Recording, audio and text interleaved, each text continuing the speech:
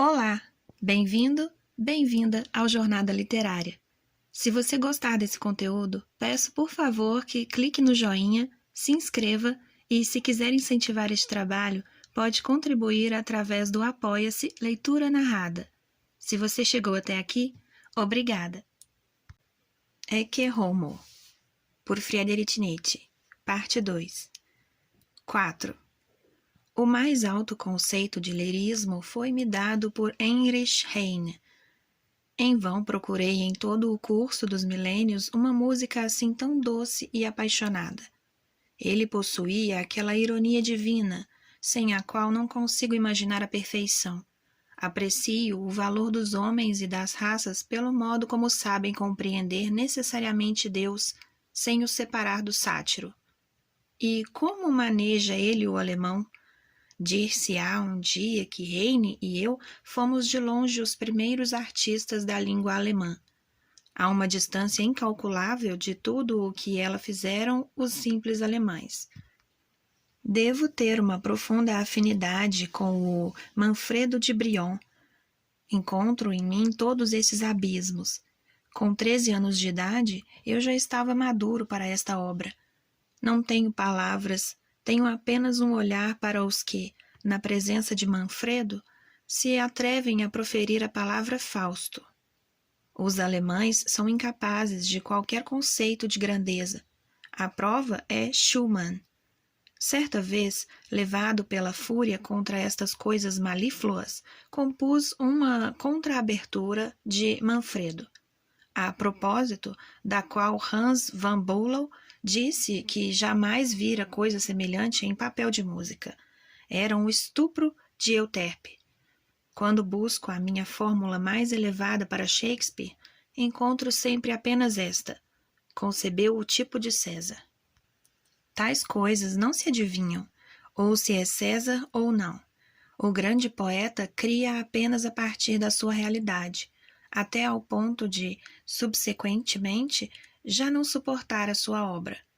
Quando lanço um olhar ao meu Zaratustra, ando no meu quarto daqui para ali, durante meia hora, incapaz de dominar um acesso incontível de soluços. Nenhuma leitura conheço que tanto despedace o coração como a de Shakespeare. Como deve ter sofrido um homem para assim ter necessidade de ser bobo? Compreender-se-á o Hamlet? Não é a dúvida, mas a certeza que enlouquece. Mas para assim sentir importa ser profundo, abismo, filósofo.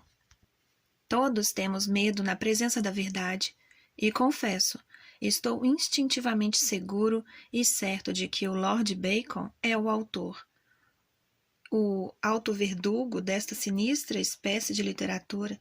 Que me interessa o palavrório desses cabeças no ar e broncos americanos?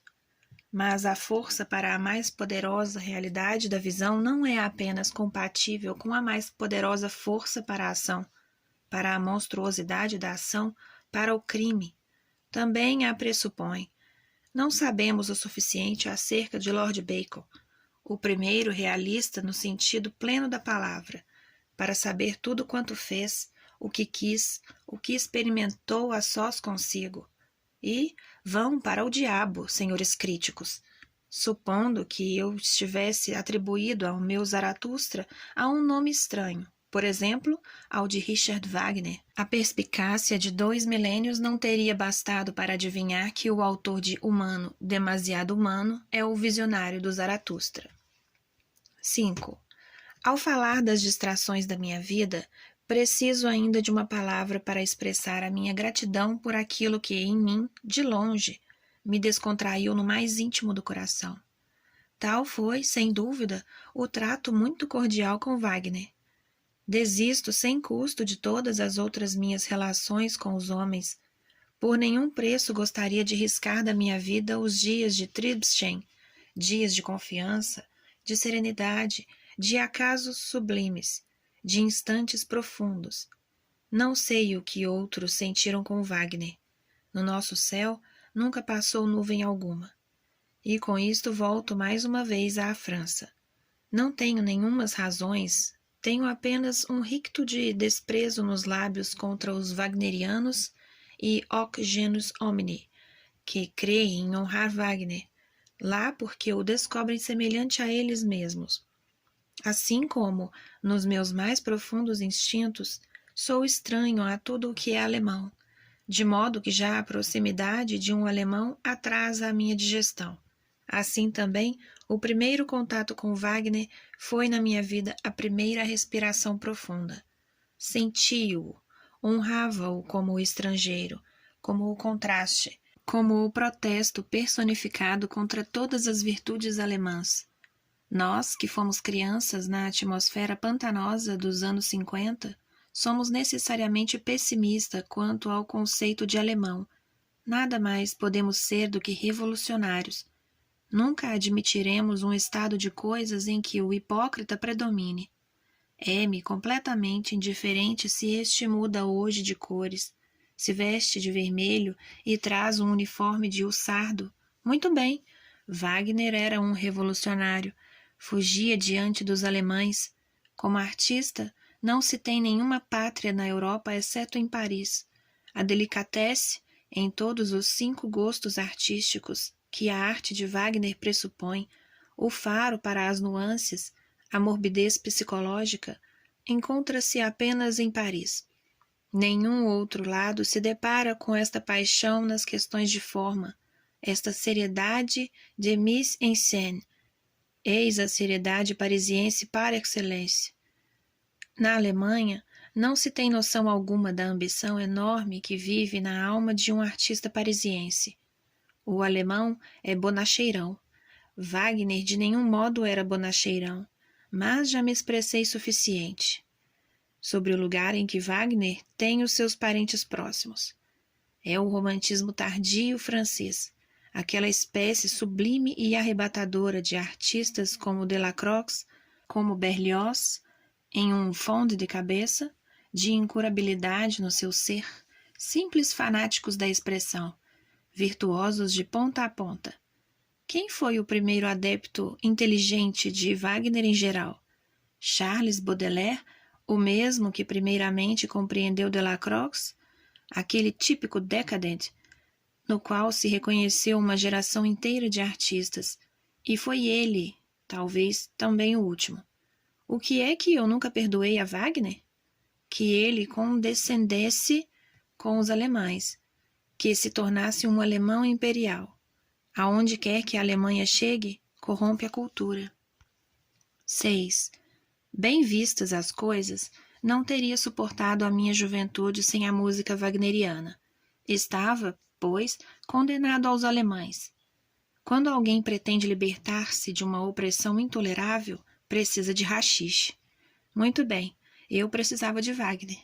Wagner é, par excellence, o antídoto de tudo o que é alemão. É um veneno, não nego. A partir do instante em que apareceu uma partitura de Tristão para piano. Os meus cumprimentos, Sr. von Bülow. Tornei-me wagneriano. Pareciam-me abaixo de mim as anteriores obras de Wagner. Eram ainda demasiado vulgares, demasiado alemãs. Mas hoje procuro ainda uma obra de fascínio tão perigoso, de uma infinidade tão horrenda e tão doce como é o Tristão. Em vão a procuro entre todas as artes. Todas as estranhas criações de Leonardo da Vinci perdem o seu encantamento às primeiras notas do Tristão. Esta obra é absolutamente non plus ultra de Wagner. Afrouxou em relação a ela com os mestres cantores e o anel. Tornar-se mais sadio, eis um retrocesso numa natureza como Wagner. Considero como uma felicidade de primeira ordem ter vivido na época justa e precisamente entre os alemães para estar à altura de semelhante obra. A tal ponto existe em mim a curiosidade do psicólogo. O mundo é pobre para quem nunca esteve bastante doente para esta volúpia infernal. É lícito, é quase imperativo utilizar aqui uma fórmula mística. Julgo saber melhor do que ninguém a intensidade de que Wagner é capaz. Os 50 mundos de estranhos arroubos para os quais ninguém, exceto ele, teve asas. E, tal como sou, bastante forte para ainda tirar vantagem do que há de mais problemático e de mais perigoso, e assim me tornar mais forte, chamo a Wagner o maior benfeitor da minha vida. A nossa afinidade, em virtude de termos sofrido também um pelo outro mais profundamente do que os homens deste século podem suportar, unirá eternamente os nossos nomes. E se Wagner é decerto entre os alemães apenas um mal-entendido, também eu certamente o sou e sempre serei. Antes de mais, 2 séculos de disciplina psicológica e artística, senhores alemães, mas isso não se recupera. 7. Vou ainda dizer umas palavras para os ouvidos mais seletos. O que em rigor exijo da música? Que ela seja serena e profunda, como uma tarde de outubro, que seja peculiar, exuberante, tema, uma pequena e doce mulher com insídia e encanto. Nunca admitirei que um alemão possa saber o que é a música. Os chamados músicos alemães, sobretudo os maiores, são estrangeiros, eslavos, croatas, italianos, holandeses, ou judeus, noutros casos, alemães de forte estirpe, alemães extintos, como Heinrich Schütz, Bach e Handel. Eu próprio sou ainda bastante polaco para contrapor a Chopin o resto da música, excetuo por 3 razões. O idílio, de Sigfredo, de Wagner, talvez também Liszt, e que com os seus nobres acentos orquestrais excede todos os músicos. Por fim, ainda tudo o que nasceu além dos Alpes, há quem não poderia dispensar Rossini, e menos ainda o meu sul na música, a música do meu maestro veneziano Pietro Gasti. E, quando falo de outro lado dos Alpes, refiro-me apenas a Veneza. Quando busco uma palavra para a música, encontro sempre apenas a palavra Veneza. Não sei estabelecer diferença alguma entre as lágrimas e a música. Não sei pensar a felicidade, o sul, sem um frêmito de tremor. Muito jovem, estava eu na ponte, em plena noite sombria. Veio de longe o canto, na trêmula superfície. Gotas de ouro deslizavam, gôndolas, luzes, música, ebriamente para o crepúsculo vogavam. Qual lira a minha alma canta para si, por mão invisível tangida, uma secreta canção de gondoleiro e vibra, de garrida ventura. Alguém a ouviria? 8. Em tudo isto, na escolha do alimento, do lugar, do clima, da recreação, impera um instinto de autoconservação, que se expressa sem qualquer ambiguidade como um instinto de autodefesa. Não ver e não ouvir muitas coisas, não deixar que de nós se aproximem, eis a primeira astúcia, a primeira prova de que não se é um acaso, mas uma necessidade. A palavra corrente para este instinto de autodefesa é gosto. O seu imperativo manda-nos não só dizer não, onde o sim seria um desinteresse, mas também dizer não tão pouco quanto possível. Separar-se, afastar-se daquilo em que sempre é repetidamente o não, se tornaria necessário. A razão consiste em que os dispêndios na defensiva, mesmo mínimos, ao tornarem-se regra e hábito, condicionam um empobrecimento extraordinário e inteiramente supérfluo. Os nossos grandes dispêndios são os não pequenos, mais frequentes. A defesa, o não deixar aproximar, é um dispêndio. Ninguém a este respeito se iluda. Uma força desperdiçada em fins negativos. Ao persistir apenas na necessidade de defesa, pode alguém enfraquecer-se o suficiente para já não ser capaz de se defender. Se, por suposição, saio da minha casa e, em vez da serena e aristocrática Turim, encontro a pequena cidade alemã, o meu instinto teria de se fechar para repelir tudo o que nele penetrasse desse mundo insípido e cobarde. Ou, se encontrasse a grande cidade alemã, esse vício construído, onde nada cresce, onde todas as coisas, boas e más, se arrastam. Não deveria eu tornar-me um ouriço? Mas ter espinhos é um desperdício. e até um duplo luxo, quando nos é dado não ter espinhos alguns, mas mãos abertas. Uma outra astúcia e autodefesa consiste em se reagir o menos possível e em subtrair-se a situações e condições em que alguém seria condenado a suspender de algum modo a sua liberdade, a sua iniciativa e a tornar-se um simples órgão de reação. Tomo como comparação o trato com os livros. O erudito, que no fundo folheia apenas ainda livros, o filólogo, com uma taxa média por dia de cerca de 200, acaba por perder inteiramente a capacidade de pensar por si. Se não folheia, também não pensa. Responde a um estímulo, abre parêntese, um pensamento lido, fecha parênteses, quando pensa. Em última análise, ainda simplesmente reage. O erudito despende toda a sua força em dizer sim e não. Na crítica do que já foi pensado, pessoalmente já não pensa. O instinto de autodefesa extenuou-se nele, caso contrário, pôr-se-ia em guarda contra os livros. O erudito, um decadente, eis o que vi com os meus olhos, naturezas dotadas de ricas e livres tendências, já aos 30 anos se tinham tornado uma desgraça para a leitura. Simples fósforos que, para produzirem faísca, ideias, carecem de fricção. Ler um livro pela madrugada, ao romper do dia, em todo o vigor, na aurora da sua força, eis aquilo a que chamo vício. 9. Neste lugar, já não devo esquivar-me a fornecer a resposta verdadeira à pergunta: como se chega a ser o que se é? E afloro assim a obra-prima na arte da autoconservação, do egoísmo. Se admitir que a tarefa está bastante acima de uma medida média, nenhum perigo seria maior do que defrontar-se com semelhante tarefa. Chegar a ser o que se é pressupõe que se tem uma suspeita mínima do que se é. Deste ponto de vista, tem um sentido e valor próprios até os erros da vida, os atalhos e desvios temporários, os atrasos, as discreções, a seriedade, que se despenderam em tarefas que estão além da tarefa. Pode aí expressar-se uma grande sagacidade e até mesmo a suprema astúcia, onde o nocete ipsum seria a receita para a ruína. O esquecimento de si, a auto-incompreensão, a diminuição e a contração de si, a mediocridade, transforma-se em razão de si.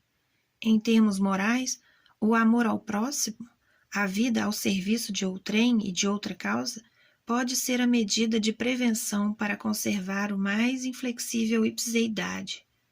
Eis o caso excepcional em que, contra a minha regra e convicção, tomo o partido dos impulsos desinteressados. Eles trabalham aqui ao serviço do egoísmo, da autodisciplina. É preciso conservar toda a superfície da consciência. A consciência é uma superfície, pura de qualquer dos grandes imperativos.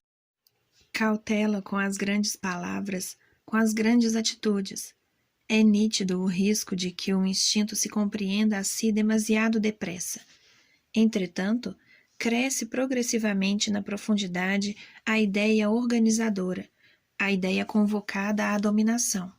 Começa por imperar, faz-nos lentamente regressar dos atalhos e desvios, prepara qualidades e habilidades singulares, que um dia se revelarão como meios indispensáveis em vista do todo. Desenvolve e insere todas as potências úteis, antes de sugerir qualquer coisa acerca da tarefa dominante, da meta, do fim, do sentido. Olhada sob esta perspectiva, a vida é simplesmente admirável. Para a tarefa de uma transmutação dos valores, exigiam-se, talvez, mais faculdades do que as que alguma vez habitaram lado a lado num só indivíduo. Sobretudo, também, oposições de faculdades, sem que estas houvessem de se destruir e perturbar. Hierarquia das faculdades, distância, a arte de separar, sem hostilizar, nada mesclar, nada reconciliar. Uma multiplicidade ingente que, apesar de tudo, é o contrário do caos. Tal foi a condição preliminar, o longo e secreto trabalho e dom artístico do meu instinto. A sua superior proteção revelou-se forte na medida em que eu em nenhum caso pressenti sequer o que em mim crescia. Que todas as minhas capacidades irromperam um dia de súbito, já maduras, na sua última perfeição. Não tenho recordação alguma de que alguma vez me tivesse esforçado. Não se detecta na minha vida traço algum de luta. Sou o contrário de uma natureza heróica. Querer algo, esforçar-se por algo, ter diante dos olhos um fim, um desejo. Eis o que não conheço por experiência. Neste instante ainda, olho para o meu futuro, um amplo futuro, como quem contempla um mar calmo. Nenhuma ânsia nele se encrespa. Não quero de modo algum que algo se torne diferente do que é. Eu próprio não quero tornar-me diferente. É sempre assim que vivi. Nunca tive qualquer desejo. Sou alguém que, aos 44 anos de idade, pode dizer que nunca andou atrás de honras, mulheres, dinheiro. Não é que tais coisas me tivessem faltado. Foi um dia, por exemplo, professor de universidade. Nunca, nem sequer de longe, pensara em tal, pois tinha apenas 24 anos de idade. Assim também, 2 anos antes, fui um dia filólogo, no sentido de que o meu primeiro trabalho filológico, a minha iniciação em todo o sentido, foi solicitado pelo meu mestre Ritschl para ser publicado no seu Museu Renano. Abre parênteses. Ritschl, digo-o com veneração, o único erudito genial com que até hoje deparei, possuía aquela agradável depravação que nos caracteriza, ao que nascemos na Turíngia e com a qual até mesmo um alemão se torna simpático. Para chegar à verdade, preferimos mesmo os caminhos secretos. Não gostaria de modo algum, com estas palavras, de minimizar o meu mais próximo compatriota, o astuto Leopold van Ranke. 10. Importa aqui fazer uma grande reflexão. Perguntar-me-ão por que é que contei todas estas coisas pequenas e, segundo o juízo tradicional, indiferentes. Causarei assim dano a mim próprio, e tanto mais quando estou destinado a representar grandes missões. Resposta. Estas pequenas coisas, alimentação, lugar, clima, recreação, toda a casuística do egoísmo, são muito mais importantes do que tudo quanto se concebeu e até agora se considerou importante. É aqui justamente que importa começar, aprender de novo. O que a humanidade até agora teve em séria consideração não são sequer realidades, são simples imaginações. Em termos mais estritos, mentiras provenientes dos instintos maus de naturezas doentes, perniciosas no sentido mais profundo. Todos os conceitos de Deus, alma, virtude, pecado, além, verdade, vida eterna, mas foi neles que se procurou a grandeza da natureza humana, a sua divindade. Todas as questões da política, da organização social, da educação, foram de cima ao fundo totalmente falsificadas, porque se tomaram como grandes homens os homens mais perniciosos, porque se ensinou a desprezar as coisas pequenas, ou seja, as preocupações fundamentais da vida.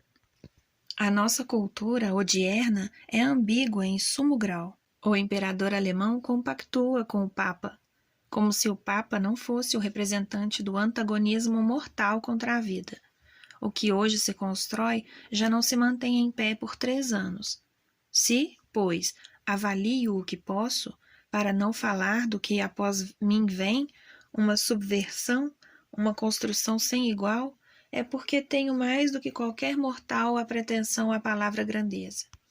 Pois bem, se me comparo com os homens que até agora se honraram como os primeiros, a diferença salta aos olhos.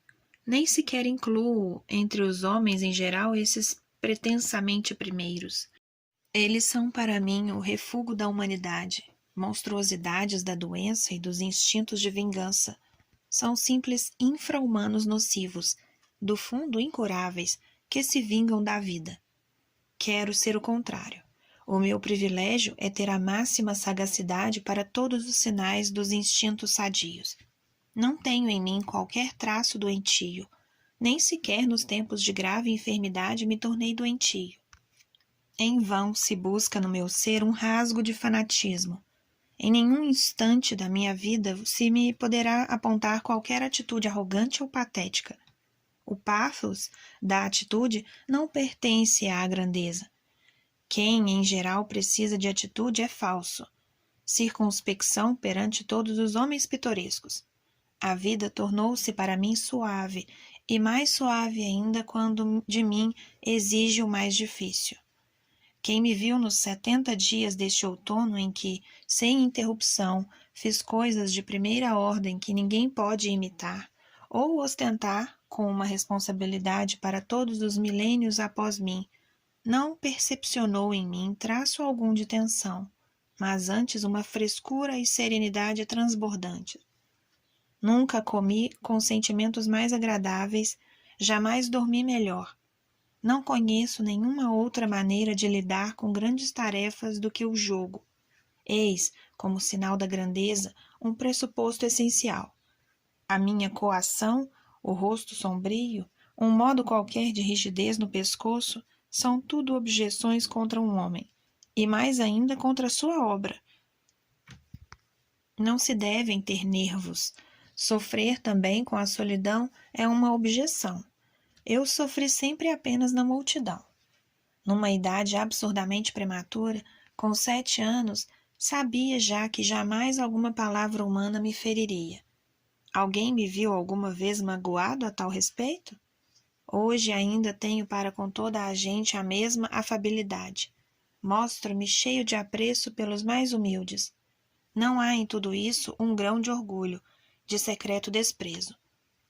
Quem é o objeto do meu desprezo adivinha que é por mim desprezado. Graças à minha simples existência, escandalizo tudo o que meu corpo tem mau sangue. A minha fórmula para a grandeza do homem é amor fati. Nada pretende ter de diferente, nada para frente, nada para trás, nada por toda a eternidade. O necessário não é apenas para se suportar, menos ainda para se ocultar. Todo o idealismo é mentira perante o necessário, mas para o amar, por que escrevo tão bons livros? 1. Uma coisa sou eu, outra coisa são os meus livros. Antes de a eles me referir, aflorarei aqui a questão da compreensão ou incompreensão destes escritos. Falo-ei com a negligência que de qualquer modo convém. Com efeito, semelhante questão é ainda extemporânea. Eu próprio não sou ainda atual, alguns nascem póstumos. Tempo virá em que será necessário ter instituições em que se viva e ensine, como eu acedi a viver e a ensinar. Talvez se criem até cátedras especiais para a interpretação do Zaratustra, mas seria para mim uma total contradição se eu esperasse já hoje ouvidos e mãos para as minhas verdades. Que hoje não se escute, que hoje não se queira aprender de mim. É não só compreensível, mas até me parece justo. Não pretendo ser objeto de confusão. Eis também porque a mim mesmo não me confundo. Digo-o mais uma vez, na minha vida é pouco o que se encontra de má vontade. A propósito da má vontade literária, só com muita dificuldade poderia contar um caso. Em contrapartida, há muito de pura loucura. Parece-me que alguém, ao pegar num livro meu, proporciona a si uma das mais raras honras. Admito até que tire as suas luvas, para não falar dos sapatos. Quando uma vez o Dr. Heinrich von Stein lamentou francamente não compreender uma só palavra do meu Zaratustra, eu disse-lhe que tudo estava bem. Compreender 6 frases de tal livro significa tê-las vivido. Eleva os mortais a um nível mais alto do que aquele que os homens modernos poderiam alcançar. Como poderia eu, com este sentimento da distância, desejar sequer ser lido pelos modernos que conheço? O meu triunfo é justamente o contrário do de Schopenhauer. Digo, non legor, non legar. Não é que goste de subestimar o prazer que, mais de uma vez, me deu a inocência em dizer não aos meus escritos. Ainda neste verão, numa altura em que talvez, com a minha grave, demasiado grave literatura, consegui subverter todo o resto da literatura. Um professor da Universidade de Berlim fez-me benevolamente compreender que eu me devia servir de outra forma. Assim, ninguém lia nada. Finalmente, não foi a Alemanha, mas a Suíça que apresentou os dois casos extremos. Um ensaio do Dr. V. Wiedemann no Bund sobre o Para Além do Bem e do Mal, com o título O Livro Mais Perigoso de Nietzsche, e uma recensão global sobre os meus livros em geral, por parte do Sr. Karl Spitteler, igualmente no Bund, constituem um máximo na minha vida. Abstenho-me de dizer um máximo de quê. O último tratava, por exemplo, o meu Zaratustra de superior exercício de estilo, com o desejo de que eu, mais tarde, conseguisse também cuidar do conteúdo. O Dr. Wiedemann expressava-me a seu respeito pela coragem com que eu me bati pela eliminação de todos os sentimentos de decência. Graças a uma pequena perfídia do acaso, cada frase era aqui, com uma consistência que admirei, uma verdade ao contrário. No fundo, nada mais havia a fazer do que transmutar os valores na sua totalidade para, de um modo notável, se acertar a meu respeito na cabeça do prego, em vez de com um prego se atingir a minha cabeça. Eis porque tanto mais procuro uma explicação. Por fim, ninguém das coisas que os livros incluem pode ouvir mais do que já sabe. Para aquilo a que, por vivência, não se tem acesso algum, também não se tem ouvidos. Imaginemos agora um caso extremo, que um livro fale de simples vivências, que se encontram totalmente fora da possibilidade de uma experiência frequente, ou até apenas rara, que ele constitua a primeira linguagem para uma nova série de experiências. Neste caso, ainda nada se ouve, com a ilusão acústica de que onde nada se ouve, também nada aí existe. Esta é, em última análise, a minha experiência comum e, se quiser, a originalidade da minha experiência. Quem julga ter entendido algo acerca de mim, fez de mim algo à sua imagem. Não raro, o contrário de mim, por exemplo, um idealista, quem nada de mim entendeu, nega que eu, em geral, deva ser objeto de consideração. A palavra super-homem, para a designação de um tipo de suprema perfeição, em contraste com homens modernos, com homens bons, com cristãos e outros nihilistas, uma palavra que, na boca de um Zaratustra, do aniquilador da moral, se torna uma palavra muito ponderada. Foi entendida quase em toda a parte com plena ingenuidade, no sentido dos valores cujo contrário se manifestou na figura de Zaratustra, isto é, como tipo idealista de uma espécie superior de homem, meio santo, meio gênio. Um outro cornífero erudito imputou-me por causa dela o darwinismo, e reconheceu-se mesmo aí o culto dos heróis, por mim tão maliciosamente rejeitado, desse grande moedeiro falso em saber e vontade, Carlyle, a quem eu ciciei ao ouvido que deveria atender mais a César Borgia do que a Parsifal, e não confiou nos seus ouvidos. Que eu não seja curioso nas recensões dos meus livros, em especial através dos jornais, deve ser-me perdoado. Os meus amigos, os meus editores, sabem-no e nunca me falam de coisas semelhantes. Houve um caso em particular em que deparei com tudo o que de errado se cometeu a propósito de um único livro. Era o Para Além do Bem e do Mal. Deveriam, a propósito, retribuir-lhe com um comentário cortês. Acreditar-se-á que a National Zeitung, um jornal prussiano, advirto aos meus leitores estrangeiros de que, com a devida vênia, Leio apenas o Journal des Débats. Soube entender que a seriedade do livro como um sinal dos tempos, como a autêntica e correta filosofia dos Juncker, à qual apenas faltava a proeza para o Jornal da Cruzada? 2.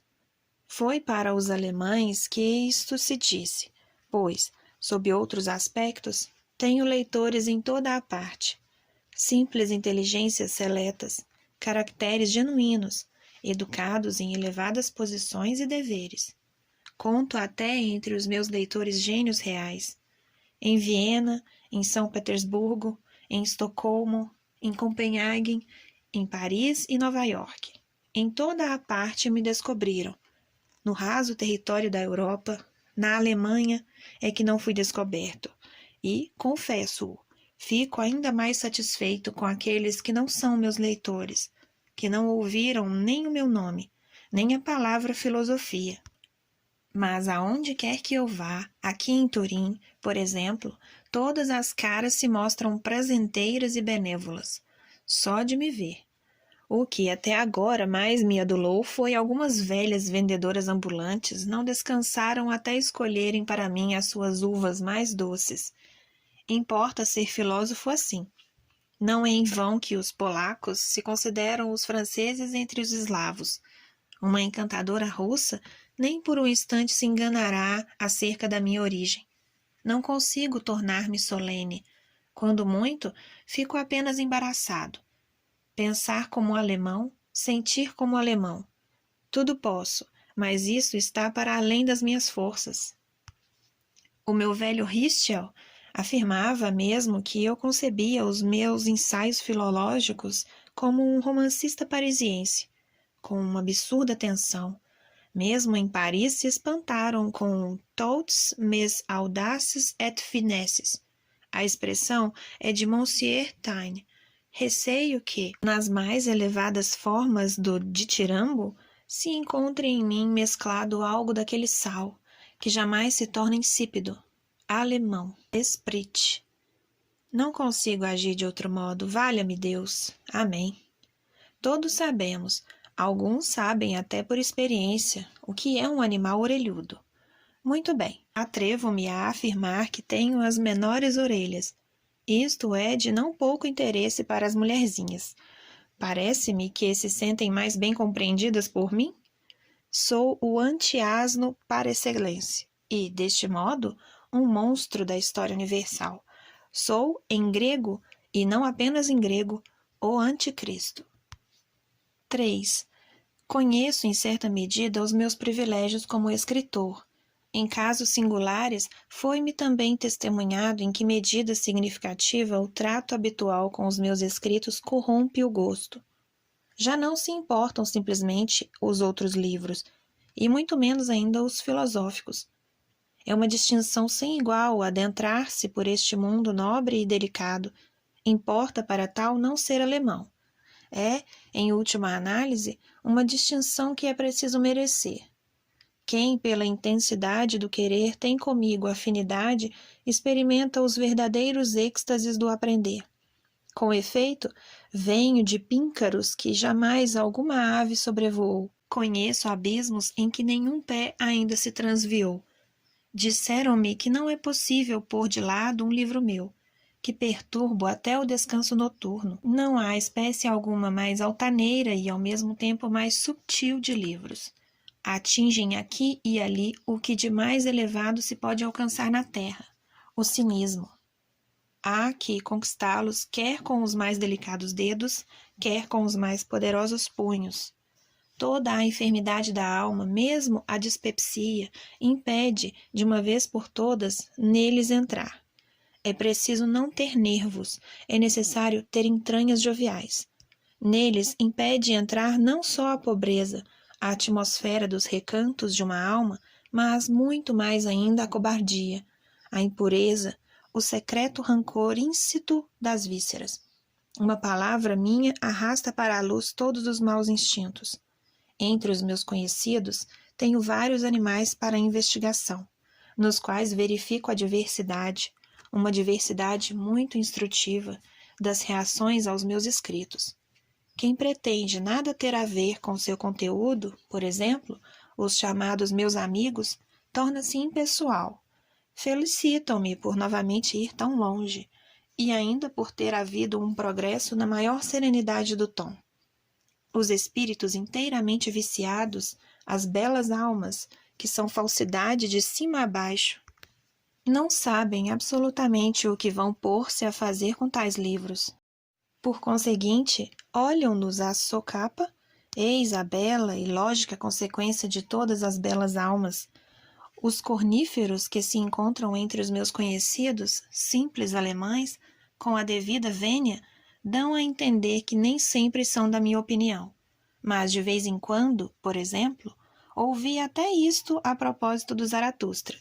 De igual modo, todo o feminino no ser humano, e também nos varões, é para mim um portão fechado.